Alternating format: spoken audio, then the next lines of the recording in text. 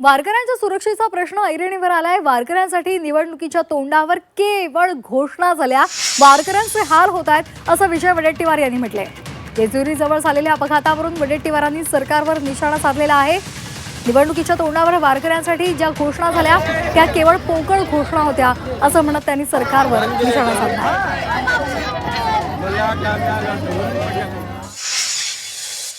वारकऱ्यांना पैसे देतो, पाणी देतो, हे देतो, असं काही फार मोठा निवडणुकीच्या तोंडावर मागच्या वर्षी जो काही सोंग केला गेला 2 वर्ष, आज वारकऱ्यांना अशुद्ध पाणी पिण्याला मिळत आहे। वारकऱ्यांच्या सुरक्षेचा प्रश्न ऐरणीवर आहे। वारकऱ्यांची सगळी हाल यावेळेस होत आहेत। हे सगळं वारकऱ्यांच्या अनेक तक्रारी येत आहेत। मी सुद्धा 1-2 दिवसामध्ये